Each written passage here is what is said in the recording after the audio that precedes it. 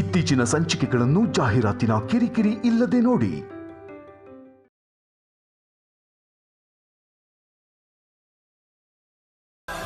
ಅಲ್ಲ, ಅವನಿ ಎಲ್ಲಿದ್ದಾಳೆ? ಫ್ರೆಂಡ್ ಮನೇಲಾ ಇಲ್ಲ ಯಾವ್ದಾದ್ರು ಹಾಸ್ಟೆಲ್ ಅಲ್ಲ? ಸುಜಾತ ಅವ್ರ ಮನೇಲಿ.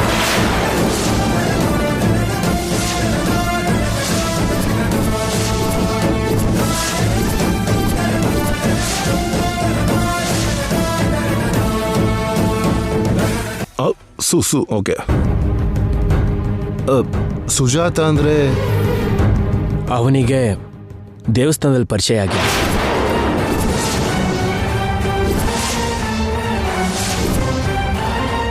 ಒಂದ್ಸಲ ನಮ್ಮ ಮನೆಗೆ ಕೂಡ ಬಂದಿದ್ರು ಅಲ್ವಾ?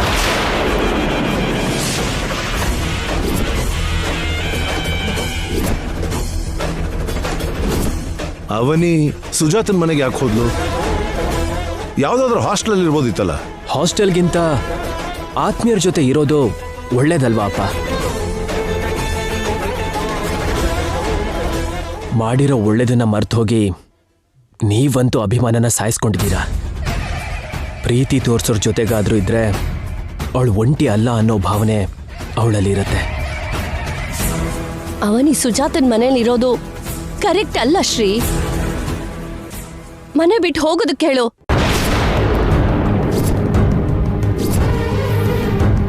ನೀವು ಕಳಿಸ್ದ ಹಾಗೆ ಎಲ್ಲರ ಮನೆಯಿಂದನೂ ಕಳಿಸೋ ಅಧಿಕಾರ ನಮಗಿಲ್ಲ ಅಮ್ಮ. ಅವನಿ ಸುಜಾತ ಅವ್ರ ಮನೇಲೇ ಇರ್ತಾಳೆ. ಅವಳಲ್ಲಿದ್ರೆ ನಿಮಗಾಗೋ ನಷ್ಟ ಏನು? ಸುಜಾತ ಹೆಸರು ಕೇಳ್ತಿದ್ದಾಗ್ಲೇ ನಿಮ್ಮಲ್ಲಿ ಆದ ಭಯನ ನಾವು ಗಮನಿಸಿದ್ವಿ. ಆ ಸುಜಾತ ಚಿದಂಬರ ರಹಸ್ಯ ತರ ತಯಾರಾಗಿದ್ದಾಳೆ.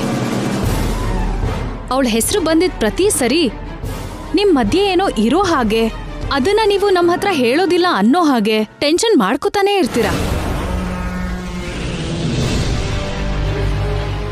ಅನವಶ್ಯಕವಾಗಿ ನೀವೇನೇನೋ ಯೋಚನೆ ಮಾಡಬೇಡಿ.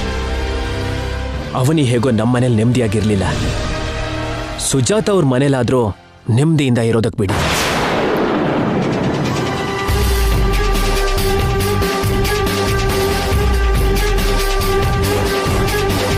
ನಿಂತ್ಕೊಳ್ಳಿ ಅಮ್ಮಮ್ಮ.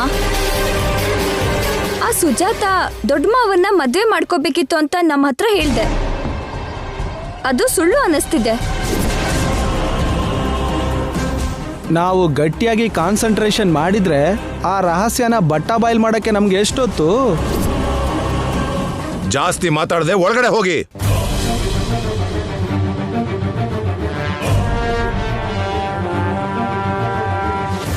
ಸಮಸ್ಯೆ ಮನೆಯಿಂದ ಹೊರಗಡೆ ಹೋಯ್ತು ಅನ್ಕೊಂಡೆ, ಹೀಗಾಗೋಯ್ತಲ್ರಿ. ಅವನಿ ಸುಜಾತನ ಮನೇಲೇ ಇದ್ರೆ ಯಾವುದೋ ಒಂದು ಕ್ಷಣದಲ್ಲಿ ನಮ್ಮ ಪ್ರಸ್ತಾವನೆ ಬಂದೇ ಬರುತ್ತೆ. ಆಮೇಲೆ ಏನೇನು ತೊಂದರೆಗಳಾಗುತ್ತೋ.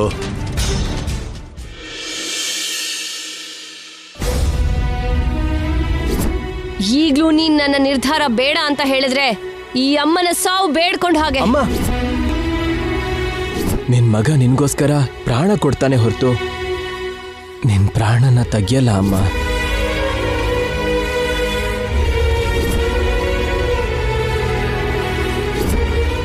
ನಡೆದಿರೋ ವಿಷಯ ಅಕ್ಕಂಗೆ ಗೊತ್ತಾದ್ರೆ ತುಂಬಾ ತೊಂದರೆ ಆಗತ್ತೆ. ಸುಜಿ,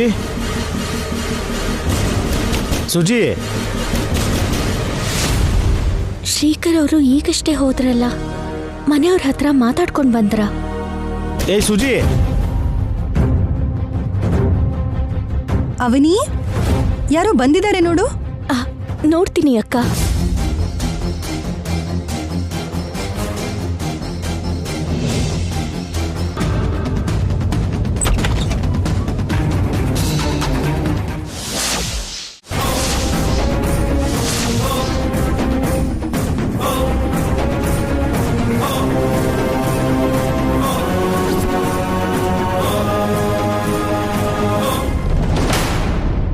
ಅವನಿ, ನೀನ್ ನನ್ನ ಮನೇಲಿ ಇಷ್ಟು ದಿನ ಆದ್ಮೇಲೆ ದರ್ಶನ ಕೊಡ್ತಿದ್ಯಾ? ಇದು ನಿಜನಾ ಕನಸ? ಯಾರಮ್ಮ? ಭಾವ ಅಕ್ಕ.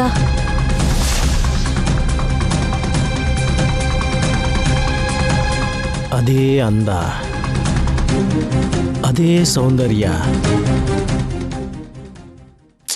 ಸ್ವಲ್ಪನೂ ಕಡಿಮೆ ಆಗಿಲ್ಲ ಅನ್ಕೋ.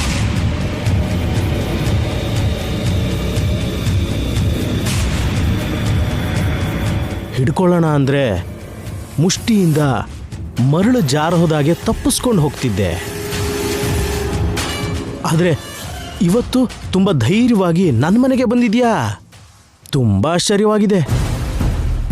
ಅವನಿ ದಯದಾಕ್ಷಿಣ್ಯದಿಂದ ಬದುಕ್ತಿದೀವಿ. ನನ್ನ ಮನೆ ಅಂತ ಹೇಳ್ಬೇಡ. ಸರಿ ಬಿಡೆ, ಮನೆಗೆ ದೊಡ್ಡವನು, ಗಂಡು ದಿಕ್ಕು ನಾನೇ ಅಲ್ವಾ, ಅದಕ್ಕೇನೋ ಮಾತಿನ ವರ್ಷಗೆ ಹೇಳಿದೆ ಅಷ್ಟೇ. ಒಟ್ನಲ್ಲಿ ಗಿಣಿ ಹಾರ್ಕೊಂಡು ಪಂಜರಕ್ಕೆ ಸೇರಿದೆ.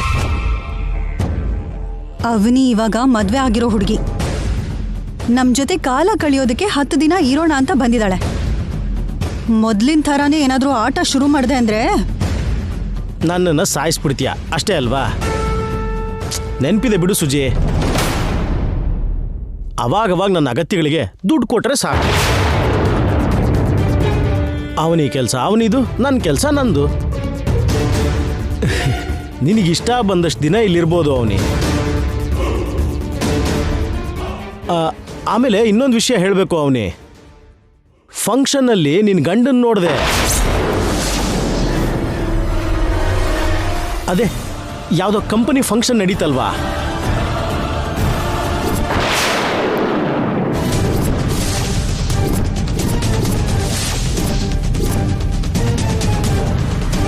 ನಿನ್ ಮದುವೆ ಆಗೋನು ಅಂದ್ರೆ ಒಳ್ಳೆ ಹೀರೋ ಥರ, ಒಳ್ಳೆ ವೀರನ್ ಥರ ಇರ್ತಾನೆ ಅನ್ಕೊಂಡೆ. ಅವನು ನಿನ್ನ ಪಕ್ಕ ಒಂಚೂರು ಸೆಟ್ ಆಗಲಿಲ್ಲ. ಆ ಕೂದಲು ದೊಡ್ಡ ವಿಗ್ ಥರ ಇದೆ, ಆ ಕನ್ನಡಕ ಮುದುಕರು ಹಾಕ್ಕೊಳ್ಳೋ ಥರ ಇದೆ. ಅಯ್ಯೋ, ನಿಜವಾಗ್ಲೂ ಸೆಟ್ ಆಗಲಿಲ್ಲ. ದುಡ್ಡಿರೋನಾಗಿರ್ಬೋದು, ಆದರೆ ನಂಗಂತೂ ಸ್ವಲ್ಪನೂ ಇಷ್ಟ ಆಗಲಿಲ್ಲ. ಇರ್ಲಿ ಬಿಡು ಭಾವ, ಹೇಗಿದ್ರೆ ಏನಂತೆ, ಆ ವಿಷಯನ ಬಿಟ್ಬಿಡು.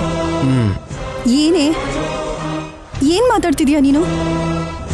ಹೇಗಿದ್ರೆ ಏನಿದೆ ಅಂತ ಅಷ್ಟು ಸುಲಭವಾಗಿ ಯಾಕೆ ಮಾತಾಡ್ತಿದ್ಯಾ? ಆ ಹುಡುಗಂಗೆ ಏನ್ ಕಡಿಮೆ? ತುಂಬಾ ಚೆನ್ನಾಗೇ ಇದ್ದಾನೆ. ಅಷ್ಟಕ್ಕೂ ಕನ್ನಡಕ ವಿಗ್ಗು ಅಂತ ಏನೇನೋ ಮಾತಾಡ್ತಿದ್ಯಲ್ಲ ನೀನು. ಆ ಹುಡುಗ ಕನ್ನಡಕ ಎಲ್ಲ ಹಾಕೊಳ್ಳಲ್ಲ. ನನ್ನ ಕಣ್ಣು ಹೋಗಿದೆ ಅನ್ಕೊಂಡಿದ್ಯಾ? ಈ ಕಣ್ಣಲ್ಲೇ ನೋಡಿದ್ದೀನಿ. ನಿನ್ ಗಂಡ ಕನ್ನಡಕ ಹಾಕೊಳ್ಳಲ್ಲ ಅಲ್ವಾ ಅವನಿ?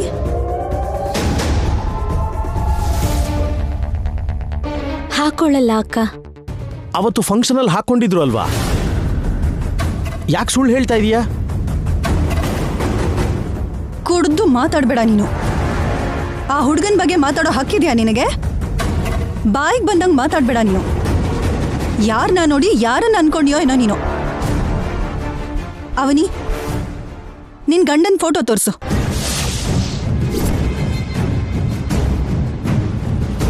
ಫೋನಲ್ಲಿ ನಿನ್ ಗಂಡನ ಫೋಟೋ ಇರತ್ತಲ್ವಾ, ಅದನ್ನ ತೋರಿಸು. ಅಕ್ಕ, ಈಗ ಅದೆಲ್ಲ ಯಾಕಕ್ಕ? ತೋರಿಸು ಅವನಿ, ಇವತ್ತು ಎರಡರಲ್ಲೊಂದು ಗೊತ್ತಾಗ್ಬಿಡ್ಬೇಕು.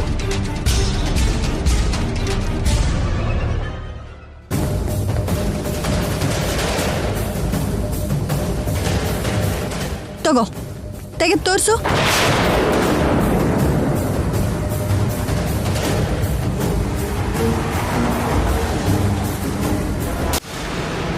ನಾನಾಗಿದ್ರೆ ಬ್ರಹ್ಮಾಂಡವಾದ ಸಂಬಂಧ ನೋಡ್ತಿದ್ದೆ.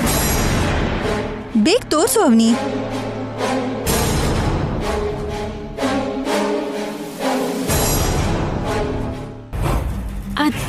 ಅದು ಫೋಟೋಸ್ ಇಲ್ಲ ಅಕ್ಕ. ಇಲ್ವಾ? ಅದು ಮೊನ್ನೆ ಅಷ್ಟೇ ಫೋನ್ಗೇನೋ ಪ್ರಾಬ್ಲಮ್ ಆಗಿ ನಾನೇ ಫಾರ್ಮೇಟ್ ಮಾಡಿಬಿಟ್ಟೆ. ಅವಾಗ ಇದ್ದ ಫೋಟೋಸ್ ಎಲ್ಲ ಮಿಸ್ ಆಯಿತು. ಸರಿ ಬಿಡು, ಈ ಸರ್ತಿ ನಿನ್ ಗಂಡನ್ ಮನೆಗೆ ಕರೆಸಿ ತೋರಿಸೋಣ. ತಲೆಗೆ ಬಂದಿದ್ ಮಾತಾಡೋದನ್ನ ನಿಲ್ಲಿಸ್ತಾರೆ. ಸರಿ ಬಿಡೆ, ನನಗೇನು ಯಾವುದೋ ಜಾಗದಲ್ಲಿ ಕಾಣಿಸೋದಿಲ್ವಾ? ಅವತ್ತು ನಾನೇ ಡೈರೆಕ್ಟಾಗಿ ಮಾತಾಡಿಸ್ತೀನಿ ಅವ್ರನ್ನ.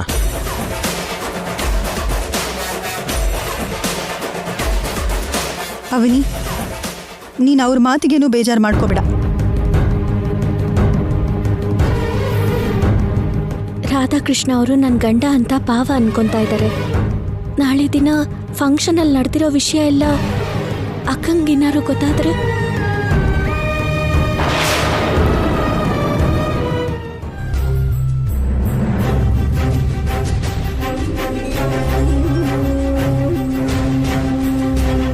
ಏನ್ರಿ? ಏನಾಯ್ತು ವೇದವತಿ? ಸುಜಾತ ರೀ,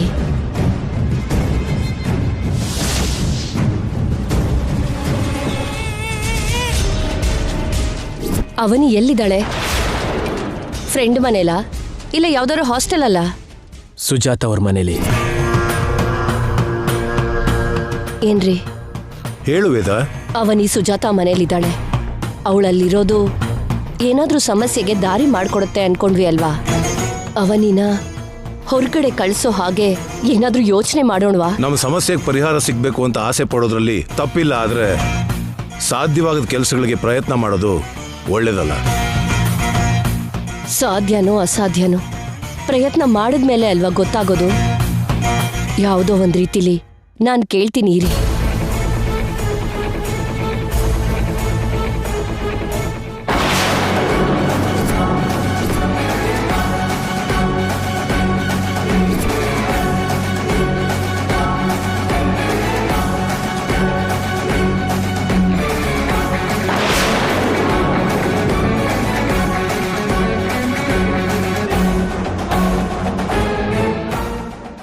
ದರ್ಶನ ತುಂಬಾ ದಿವಸ ಆಯ್ತು.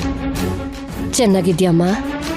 ಇಷ್ಟೊಂದು ಚೆನ್ನಾಗಿ ಮಾತಾಡಿಸ್ತಿದ್ದೀರಾ, ತುಂಬಾ ಆಶ್ಚರ್ಯ ಆಗ್ತಿದೆಯೇ. ನಿನ್ಗೊಬ್ಳು ತಂಗಿ ಇದ್ದಾಳೆ ಅಂತ ಹೇಳಿದ್ದೆ ಅಲ್ವಾ? ಅವಳನ್ನ ಭೇಟಿ ಮಾಡೋ ಅವಕಾಶ ನಮಗ್ ಸಿಗ್ಲಿಲ್ಲ. ಅವಳು ಹೇಗಿದ್ದಾಳೆ? ದೊಡ್ಡ ಮನೆ ಸೊಸೆ ಆಗಿದ್ದಾಳೆ ಅಂತ ಹೇಳ್ದೆ ಅಲ್ವಾ? ತುಂಬಾ ಚೆನ್ನಾಗಿದ್ದಾಳೆ. ನಿಮ್ಮಂತವ್ರು ಅಲ್ದೇನೆ ಒಳ್ಳೆ ಅತ್ತೆ ಮಾವನೇ ಸಿಕ್ಕಿದ್ದಾರೆ. ಸುಮ್ಮನೆ 10 ದಿನ ನಮ್ಮನೇಲಿ ಇರ್ಬೇಕು ಅಂತ ಮನೆಗೆ ಬಂದಿದ್ದಾಳೆ. ಆದ್ರೂ ನನ್ ಮನೆ ವಿಷಯ ನಿಮ್ಗೆ ಬಿಡಿ. ನಿನ್ ಜೊತೆ ಒಂದು ವಿಷಯ ಮಾತಾಡ್ಬೇಕಮ್ಮ. ಅಗತ್ಯ ಇಲ್ಲದೆ ಮಾತಾಡ್ಸಲ್ಲ ಅನ್ಕೊಂಡಿದ್ದೆ. ಮಗನ್ ಮದ್ವೆಗೋಸ್ಕರ ಮತ್ತೆ ಏನಾದ್ರೂ ಯಾಗ ಮಾಡ್ಬೇಕು ಅನ್ಕೊಂಡಿದ್ದೀರಾ? ವ್ಯರ್ಥ ಪ್ರಯತ್ನ ಯಾಕೆ ಹೇಳಿ? ಅದ್ರ ಬಗ್ಗೆ ಅಲ್ಲಮ್ಮ. ಆಕ್ಚುಲಿ ನಮ್ಮ ಮನೇಲಿ ನಮಗ್ ಗೊತ್ತಿರೋ ಹುಡುಗನ ತಂಗಿ ಒಬ್ಳು ಅತಿಥಿ ಆಗಿದ್ದಾಳೆ. ಆ ಹುಡುಗಿ ಹೆಸರು. ನಿಮ್ಮನೇಲಿ 6 ತಂಗಿನೋ ಇದ್ರೆ ನನ್ಗೆ ಯಾಕ್ರಿ?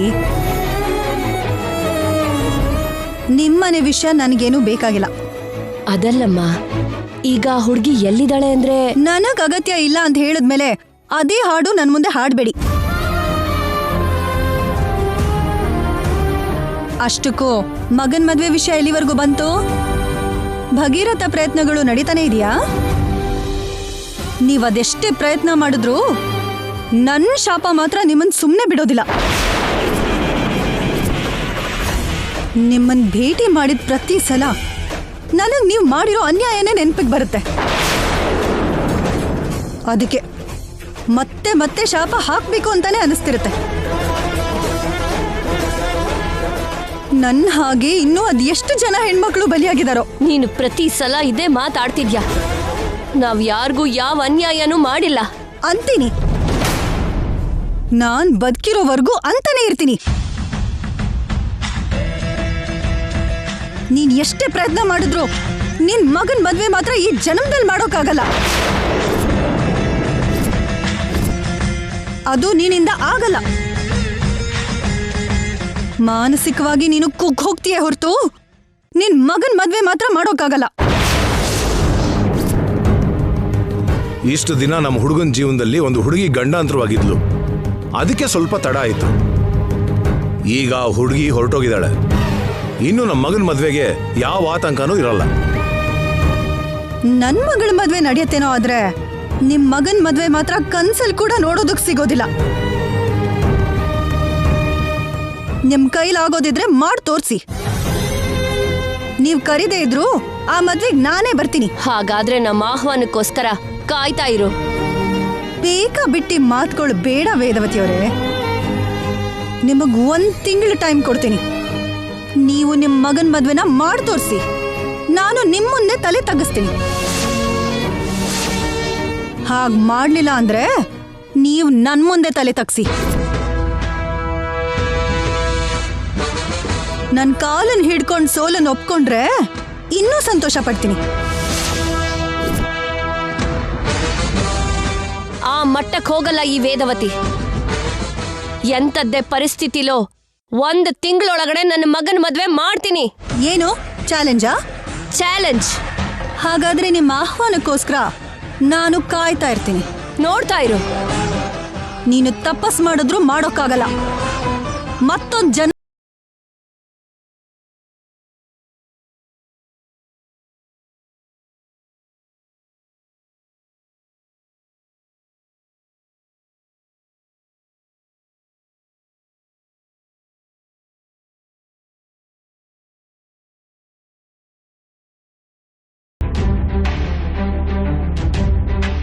ಏನಾಯ್ತಕ್ಕ? ಯಾಕೆ ಆ ಥರ ಇದೆಯಾ? ಏನಿಲ್ಲ ಬಿಡು. ಏನೂ ಇಲ್ಲ ಅಂದ್ರೆ ನೀನ್ ಯಾಕೆ ಹೀಗಿರ್ತೀಯ? ಏನಾಯ್ತು ಅಂತ ಹೇಳು. ನಮಗಿಷ್ಟ ಆಗದೆ ಇರೋರು, ನಮಗ್ ತೊಂದರೆನ್ ಕೊಟ್ಟೋರು ಎದುರು ಬಂದಾಗ ಮನಸ್ಸೆಲ್ಲ ಕೆಟ್ಟೋದಾಗತ್ತೆ. ಯಾರವರು? ಇದಾರ್ ಬಿಡು ಸ್ವಲ್ಪ ಜನ. ಎದುರುಗಡೆ ಇರೋರ್ಗೆ ನೀತಿ ಹೇಳ್ತಾರೆ, ಅವ್ರು ಮಾತ್ರ ಪಾಲಿಸಲ್ಲ. ಸಭ್ಯತೆ ಸಂಸ್ಕಾರ ಇಲ್ಲ, ಒಳ್ಳೆತನ ಮನುಷ್ಯತ್ವ ಇಲ್ಲ. ಅವ್ರಿಗೆ ದುಡ್ಡೇ ಮುಖ್ಯ. ಕಟ್ಟುಪಾಡು ಅಂತ ಗೆರೆ ಹಾಕೊಂಡ್ ಬದುಕ್ತಾ ಸ್ವಂತದವ್ರನ್ನ ಕೂಡ ದೂರ ಮಾಡ್ಕೋತಾರೆ. ಈಗಷ್ಟೇ ಬರ್ಬೇಕಾದ್ರೆ ಸಿಕ್ರು, ಸರಿಯಾಗಿ ಹೇಳ್ ಬಂದಿದ್ದೀನಿ. ಈಗಷ್ಟೇ ಅಲ್ಲ, ಅವ್ರು ಯಾವಾಗ ಎದುರು ಬಂದ್ರು ಸರಿಯಾಗಿ ಬೈದ್ ಬರ್ತೀನಿ. ನೀನ್ ಹೊರಗಿನವ್ರ ಬಗ್ಗೆ ಈ ರೀತಿ ಮಾತಾಡೋದನ್ನ ನಾನ್ ಯಾವತ್ತೂ ನೋಡಿಲ್ಲ ಅಕ್ಕ. ನಿಂಗೆ ಇಷ್ಟು ಕೋಪ ತರಿಸಿದ್ದಾರೆ ಅಂದ್ರೆ ಖಂಡಿತ ಅವ್ರು ನಮ್ಗೆ ಏನೋ ಅನ್ಯಾಯ ಮಾಡಿದ್ದಾರೆ. ಅಂಥವ್ರನ್ನ ಸುಮ್ಮನೆ ಬಿಡ್ಬಾರ್ದಕ್ಕ. ಅವ್ರು ಯಾರು ಹೇಳು? ಯಾರಂತ ನಿಂತ್ಕೊಳ್ಳಿ.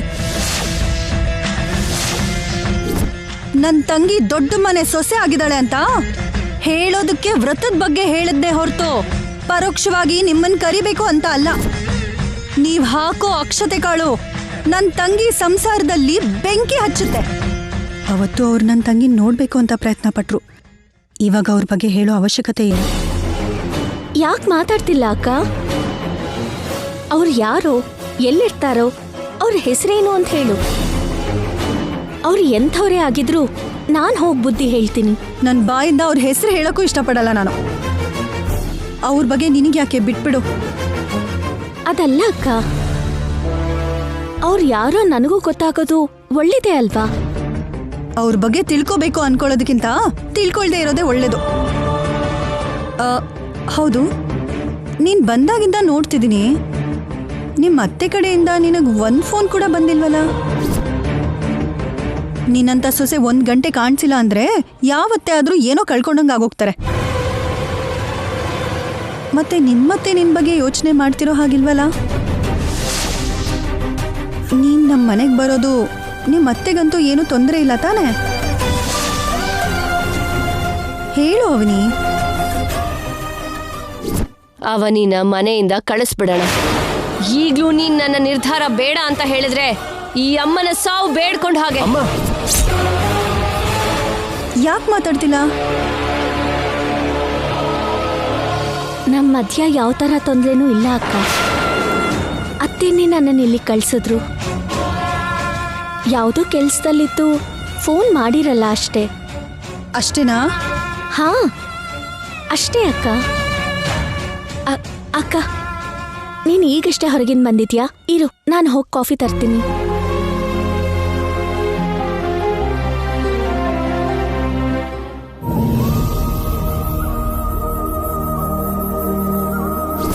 ಪರಿಹಾರ ಸಿಗೋವರೆಗೂ ಬದಲಾವಣೆ ಇರೋದಿಲ್ಲ. ದಯವಿಟ್ಟು ಹೊರಟೋಗಿ. ನಿಮಗ್ ಕೊಟ್ಟಿದ್ದೆ ಕೊನೆ ಅವಕಾಶ. ನಾನು ಹೇಳ್ದಾಗ ಮಾಡಿ. ಗುಡ್ ನ್ಯೂಸ್ಗೋಸ್ಕರ ಕಾಯ್ತಾ ಇರ್ತಾಳೆ. ಇವಾಗ ನಾನು ಏನು ಹೇಳಿದ್ರು ಡಿಸಪಾಯಿಂಟ್ ಆಗ್ತಾಳೆ. ಆದರೆ ಅವಳ ಜೊತೆ ಮಾತಾಡಬೇಕು ಅನ್ನಿಸ್ತಿದೆ. ಮಾಡಿದ್ರೆ ಹೇಗೆ ರಿಸೀವ್ ಮಾಡ್ತಾಳೆ?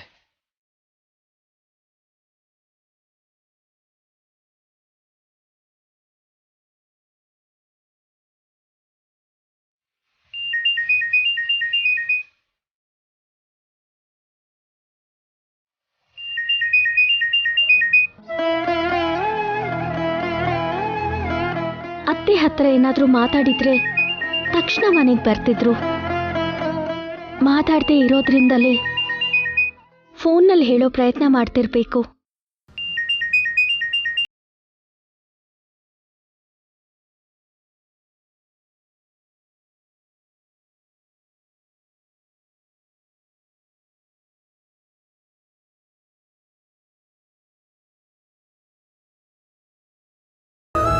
ನನ್ನ ಮೇಲಿರೋ ಕೋಪದಿಂದಾನೇ ಸ್ವಿಚ್ ಆಫ್ ಮಾಡಿಬಿಟ್ಲು. ಅವನ ಹತ್ರ ಹೇಗಾದರೂ ಮಾತಾಡಬೇಕು. ಅವ್ರ ಶುಭವಾರ್ತೆ ತಗೊಂಡು ಬರೋವರೆಗೂ ನಾನು ಮಾತಾಡ್ದೇನೆ ಇರಬೇಕು.